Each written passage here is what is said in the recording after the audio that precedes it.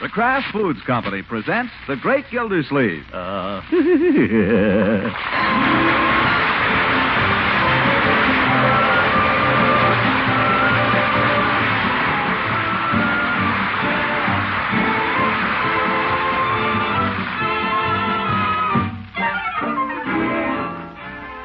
It's The Great Gildersleeve, starring Harold Perry, brought to you by the Kraft Foods Company, makers of a complete line of famous quality food products.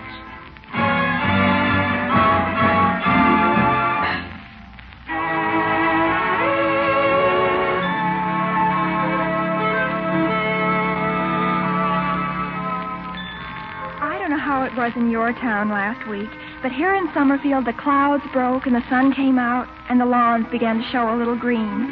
The birds sang real, real loud.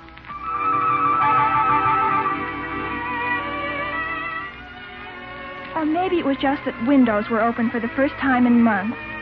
Old folks dragged chairs out into the sun and stretched their joints, and the kids began fooling around.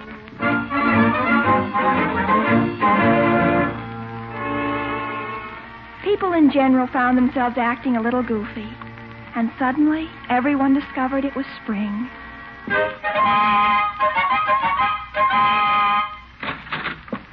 Unky, now you simply got to come out. Let go. Oh, come on, Unky. There's the most glorious sunset. Come out and look at it. I told you, Marjorie, I'll be out in my own good time. But you've been saying that all day, and it's getting dark. Come on. All right. I haven't got my shoes on. Let me go upstairs. Oh, you don't need any shoes. Come out the way you are. And catch my death of cold? It isn't cold out. It's warm. It's wonderful. You love it. All right. People want to enjoy things. Why can't they just enjoy them? Why do they have to drag you out? Isn't it warm? Yeah, it's kind of warm. Yeah. It's warm as anything.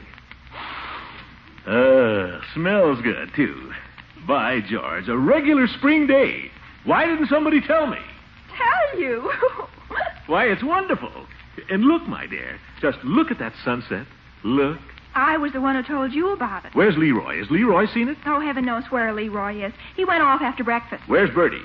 Bertie, come out and see the sunset. I see it, Mr. Gildersleeve. I can see it out the window. It's mighty pretty, all right. It reminds me of a poem by Rupert Brooke. It reminds me of a dress I saw on a lady downtown. Well, I better get back to my oven. Ah, God, to see the branches stir across the moon at Grantchester. What's that? It's a poem. Who? By Rupert Brooke. I've been reading his collected works. Well, quite an undertaking. Stands the church clock at 10 to 3, and is there honey still for tea? Is there what? That's from the same poem. Oh. He died so young, too. Yeah. Who did? Brooke. Brooke who? Rupert Brooke. Oh. Have you never read him? Not lately. Oh, you'd love him. If you like sunsets and things like that. I'll make a note. Unky, do you ever feel that things are so beautiful you just can't stand it? So beautiful it actually hurts? I know what you mean. Do you? That's the way Rupert Brooke felt. I feel that way, too. This day, for instance, so lovely. Lovely. Say, is there beauty yet to find, and certainty, and quiet kind? You know, this gives me an idea. What? I think I'll get my shoes on.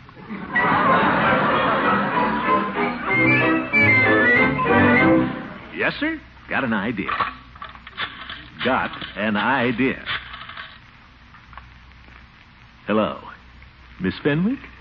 Guess who this is? Well, now, wait. Don't hang up. You don't have to guess if you don't want to. I'll tell you. It's Throckmorton Gildersleeve. Gildersleeve. G-I-L-D... That's right. They, I don't know if they told you or not, but guess what day this is? All right, you don't have to guess. It's the first day of spring. What of it? Well, I don't know. Gosh, I just thought if you weren't doing anything this evening, maybe you'd... Oh, you are, huh? I see. That's too bad. Well, yeah, maybe some other day. Goodbye. Some other day. Like the first day of winter. Now what? Eve?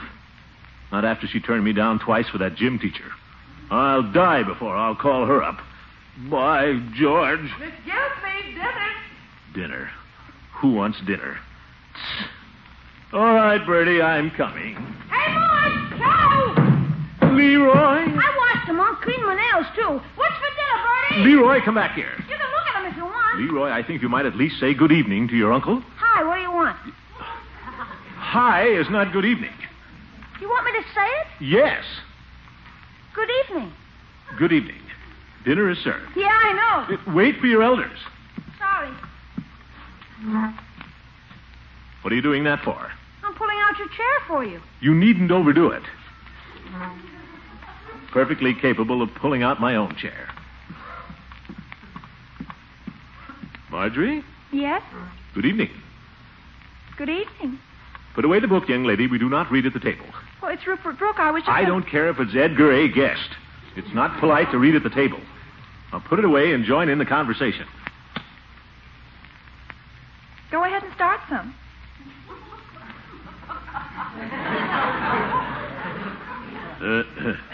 Well, don't read at the table. What's the matter with him all of a sudden? Search me. I heard that. Now fold your hands and sit quietly. Where's the dinner? Never mind. You'll get what you get when you get it. Not polite to make remarks about the food. I didn't make any remarks. I just said, where is it? Don't argue, Leroy. I know what you said. Gosh, tells you to join in the conversation and then hit you over the head. I heard that, too.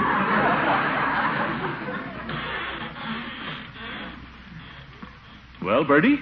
Sorry to keep you waiting, sir. What's this? Cold cuts and potato salad. Rushing the season a little, isn't it? Well, sir, You'll be having cold cuts clear into October now. Well, I had a lot of laundry to do, and there wasn't much time to get a regular dinner. So I said to myself, it's so warm today, maybe if I just make some hot biscuits to take the curse off the cold cuts. By thunder, just because it turns a little warm. Well, Mr. Gillespie... I fail to see why everybody has to start acting like a ninny at the first sign of spring. Well, I just... It's taking advantage. That's what it is, Bertie. There's been a general letting down around here, and it's got to stop. Leroy, did you take out the ashes this morning the way I told you? Yep. You did? Well... I put the cans back where they belong, too. Did you clean up that mess in your room? What's the idea of going off all day playing baseball when I distinctly told you... I did, Unc. I cleaned that up yesterday. You can go upstairs and see for yourself. Oh. Have you done your practicing? Well, most of it. Most of it. Well, young man, you get to that piano right after dinner and you stick at it till you finished it. Okay. And don't ask me again for a catcher's mask. I didn't. Well, don't. There'll be no catcher's mask for boys who don't practice their piano. Think I was made of money. I've bought you dozens of catcher's masks. Where are they? So help me, Unc. Now, who the devil is that? Leroy, if that's one of your little friends, you tell him to go away. Okay, Come back here. Yeah? Where do you think you're going? It said to tell him to go away. Sit still. Don't get up from the table during dinner. I've told you that. But the doorbell rang. What do you think we have Bertie for?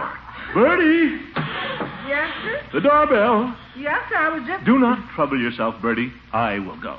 Suit yourself. Have to do everything around here. What the world's the matter with your uncle? He's been cooped up in the house all day. It's the bad air.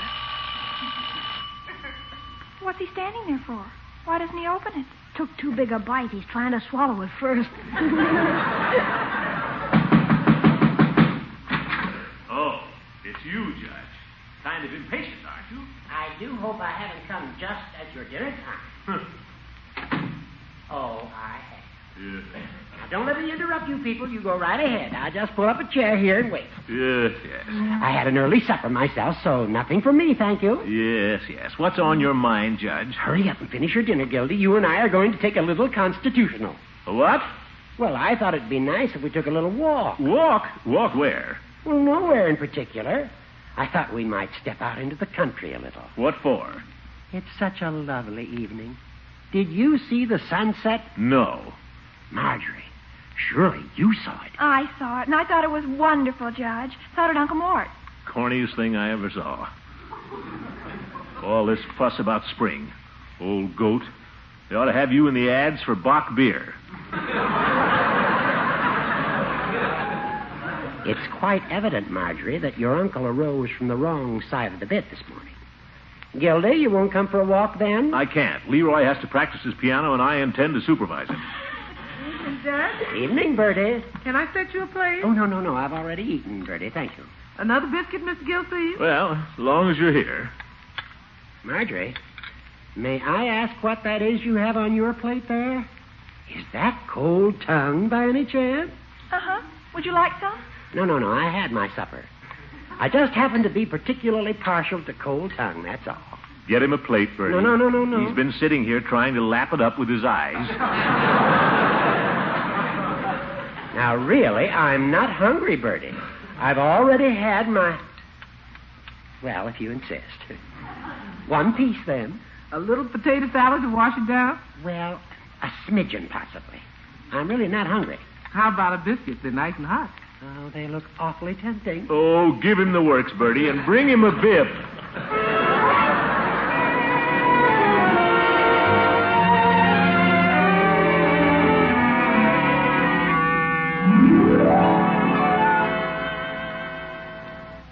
Leroy, where are you going? Oh, nowhere. I just thought maybe you and the judge wanted to talk for a while. I want to hear you practice the piano, young man. Gosh, Unc, my supper isn't hardly digested. The digestive process will proceed without your attention, my boy. Get to the piano. Okay, you asked for it. Go ahead.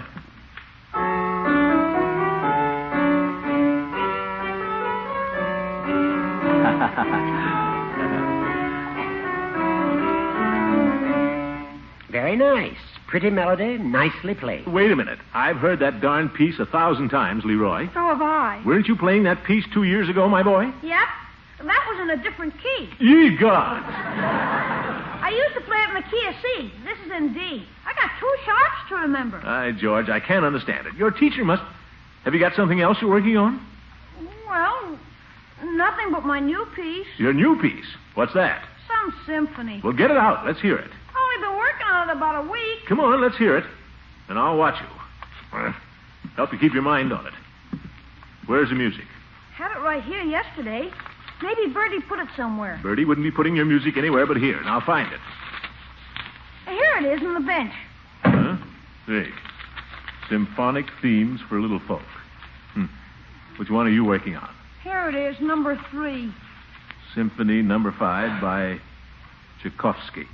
Isn't that marvelous, Gildy? Little Leroy playing Tchaikovsky. Well, it looks easy enough. Play it. It's tough. Play it. Well, remember, it's not supposed to be perfect yet.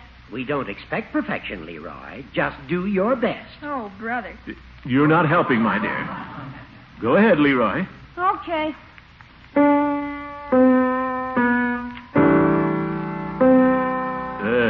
Tchaikovsky 5th? That doesn't sound familiar. Give him a chance, Gildy. The familiar part probably comes later. Huh? How does that go again?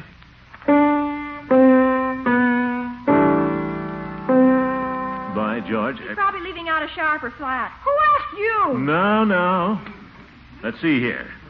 I believe your sister is right, Leroy. Isn't that the second note there, a C? I guess so. Well, it's supposed to be a C sharp. Look at it. Well, what do you know? Just like that other piece. Yeah. Key of D is tough, Unc. Play it again, Leroy, with the sharp. Well, of course, that's the 5th Symphony. One of my favorites. Go ahead, Leroy. No. Start over, and this time keep going. Okay.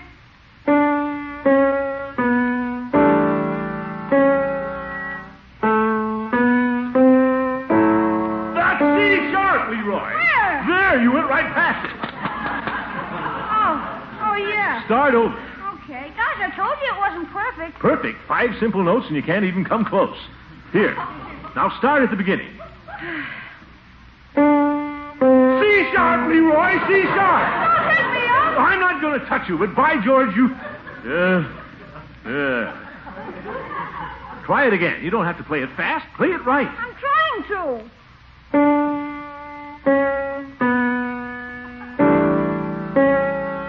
You've lost the rhythm now, Leroy. Da, da, da, da, da. It's easy enough for you. You know the tune. Well, whether I know it or not, all you have to do is count. 1, 2, 3, 1, 2.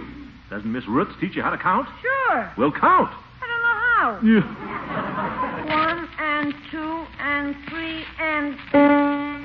C-sharp, Leroy! Ye gods, C-sharp, C-sharp, ye gods, the black one. Oh, Max! You got me all mixed up. How can I play when you stand there hollering at me? By George, 3 years I've been spending good money on your music lessons. 3 years, $2 a week every week. That's over $100 a year. $300 down the drain. I'm sorry, young. Stop sniffling. Well, this is the end, that's all. I'll tell Miss Roots when she comes tomorrow. No more. Now, Gildy, I think you're being a little hasty. You just heard him. It's obvious the boy has no musical talent whatsoever. I can't understand it with his background. We're a musical family, Judge. But with 3 years of teaching, if he can't do any better than that, well, I don't like to say this, Leroy, but you can't make a silk purse out of a sow's ear. You mean, no more music lessons? Precisely. But don't let me catch you feeling good about it.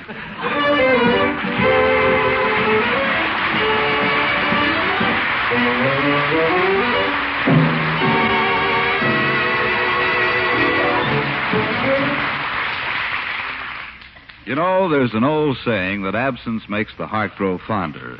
And we folks here at Kraft are beginning to believe it. For here a few weeks ago, we announced the good news that Kraft American is back after being practically off the market for about 5 years. We also told you that this favorite pasteurized processed cheese was plentiful. Well, here's the story. Kraft American is back, and we're making it in tremendous quantities. But it seems that cheese lovers are snapping it up as fast as grocers can stock it.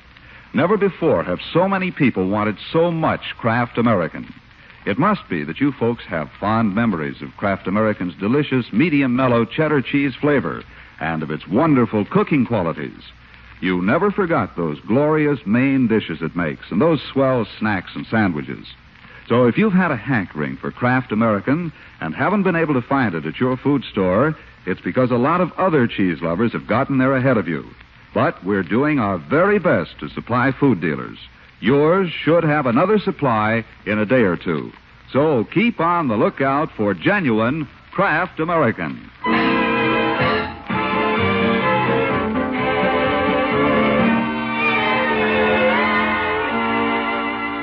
Now let's get back to the great Gildersleeve. Leaving his office a little early, he hurries homeward, but stops on his way to rush into Peavy's pharmacy. Hello, Mr. Gildersleeve. What can I do for you this fine spring day? Peavy, quick. Let me have a nickel with you. Got to make a phone call. Nickel? I got a special on nickels today, 5 for a quarter. I've got no time for your little jokes. I've got to make this call in a hurry, Peavy. Yeah, here you are, Mr. Gildersleeve. Yeah, thanks. Darn booth. May I make a suggestion, Mr. Gildersleeve? If you slip off your top coat, you could get in quite easily. There's no time for that.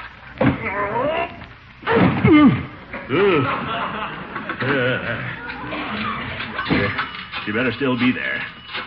If I don't cancel her today, I'll have to pay her for the whole of April. Darn little chair. Hello, Marjorie? Listen, tell Miss Roots not to leave till I get there. I want... Not there, eh? Why isn't she? It's only 5 o'clock. The substitute. By George, that's the last straw. Well, tell the substitute to wait. I'll fire her. Yeah. I'll be there in 10 minutes. You think they could add an extra inch on these booths? Darn telephone company. I suppose it would cost them an extra 5 cents a booth, so they won't do it.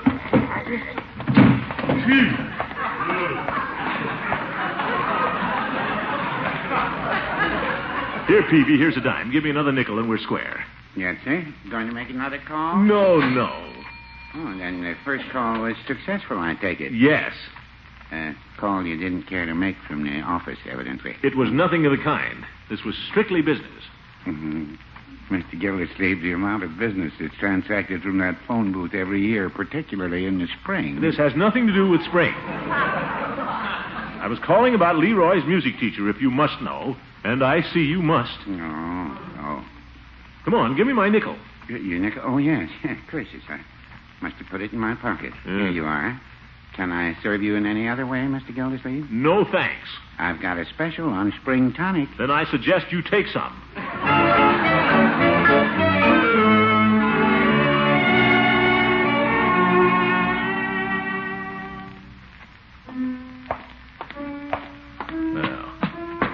Still at it, eh? I suppose she thinks she's going to make an impression by giving full measure this time. Wonder if she suspects I'm going to tie the can to her. Well, I'm accepting no substitutes. Nobody plays Gildersleeve for a sucker. Guess I'd better get rid of Leroy before I take it up with her. Oops. Leroy? Leroy. Excuse me, I think I heard my uncle calling. I'll be right back. Leroy, I think you'd better run upstairs for a few moments. What for? So I can have a talk with Miss, what's her name anyway? Piper. Miss Piper. Well, you run upstairs. I'll handle old lady Piper. But, Unc. Run along, Leroy. Okay. Put my things away first. Think what I'm going to say to her. I hate firing people. At least she can play the thing. I was never sure about Miss Roots. Well, here goes.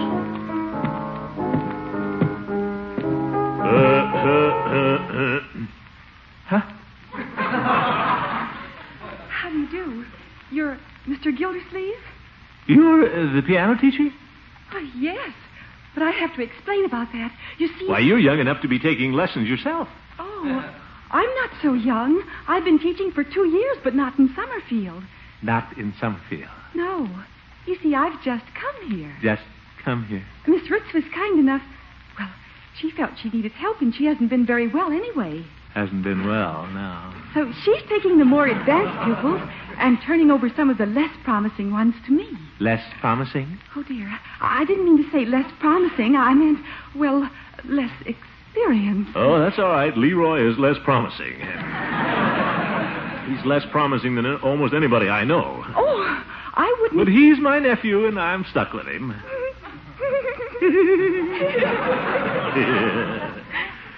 Well, let's sit down and talk this over.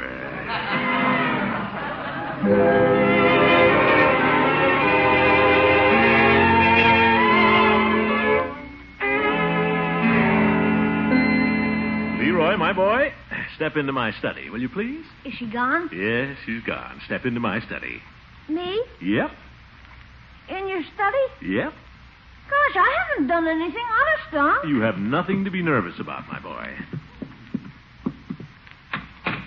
Sit down. You can sit in my chair if you like. Okay. Try not to make it squeak. Just sit still, huh? Okay. I've been thinking about that catcher's mask, Leroy. I've decided you should have it. Yeah? Gee, swell. I might even throw in a first baseman's mitt, too. Oh, gosh, that's super. They can't keep me off the team now. Yeah, that's fine. I want you to get plenty of exercise. Can I call Piggy? The team is supposed to play a warm-up game tomorrow afternoon. Let's not call Piggy just yet. With regard to your music lessons, Leroy, Yeah? I talked to Miss Root's assistant. Yeah. Too bad I haven't got any talent, Unc. But if you haven't got it, what can you do? Can't make a silk purse out of a sow's ear. That's me, a sow's ear. My boy, I'm afraid I underrated your talent last evening. You know, we're a musical family. You must have talent. I believe the trouble's been in the teaching. Gosh, I don't think so. Miss Roots is a swell teacher. I believe Miss Piper will turn out to be much better. Unc! Music can be a wonderful thing in a man's life, Leroy. To be able to sit down at the piano and let your fingers stray over the keys, make music come forth, it's a priceless gift. And you have talent, my boy. Miss Piper is convinced of it. She only gave me one lesson. She's convinced of it, and so am I. From now on, you'll have 2 lessons a week instead of 1. 2? When am I going to use my first baseman's mitt? There'll be plenty of time for that, my boy. You'll have 2 lessons a week, And I think it'll work out much better if I try to be here while you have them. Take more of an interest in your music. Oh, for corn's sake. Now, Miss Piper says you're a wonderful pupil, my boy. At least she has great hopes for you. At least she has hopes. Suppose you play that piece for me, huh? Once. The one we were having the trouble with last night, huh? Heck. Come, Leroy. Just play it once and you can go outdoors until supper. Gosh. Catcher's mask, Leroy. Come now, play it nicely.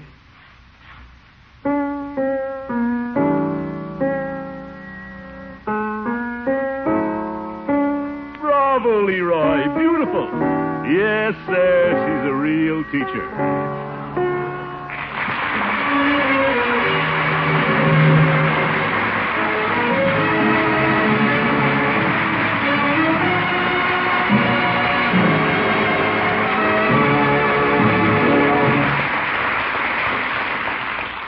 You homemakers with all your problems know how good it is to have a little help in the kitchen.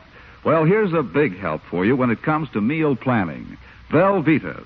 This smooth melting cheese food answers your problem in preparing those Lenten main dishes.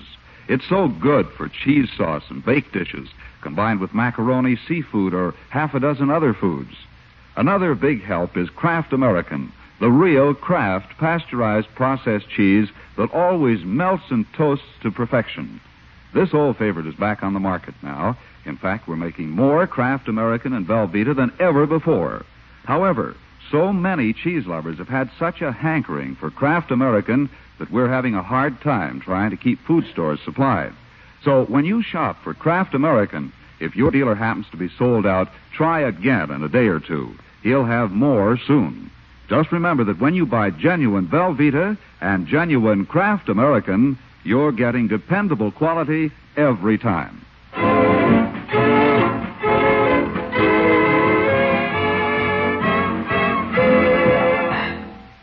Dear Miss Piper. Maybe I should say, my dear Miss Piper.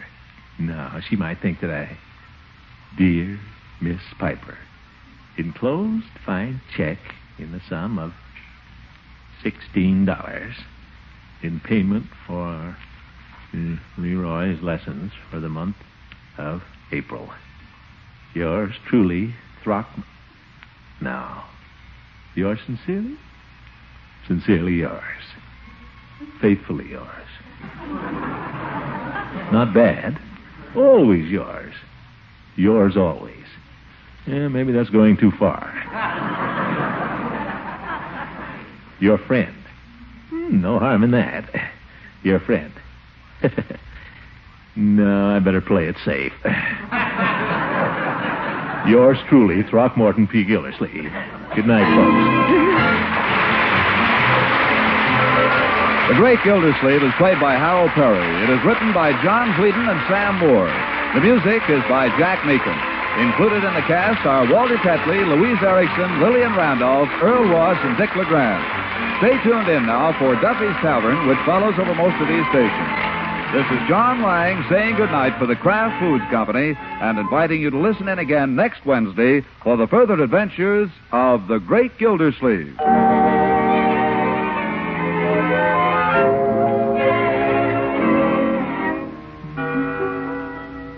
When you're out shopping for a ham for your Easter dinner, also be sure to pick up a jar of Kraft Salad Mustard. This tangy golden Kraft mustard adds wonderful flavor to baked ham. You simply combine the Kraft Salad Mustard with brown sugar and rub this appetizing mixture over your ham before baking. Try it. You'll be delighted. And by the way, for guests who prefer a mustard that's just a bit sharper, there's a Kraft mustard with snappy horseradish added. Buy both kinds when you shop tomorrow.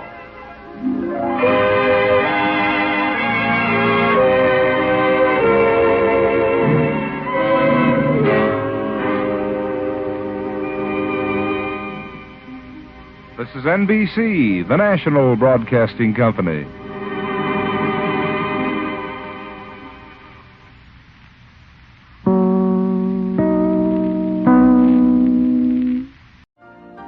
You've been listening to the OTR Gold Network. Find more classic radio at otrgold.com.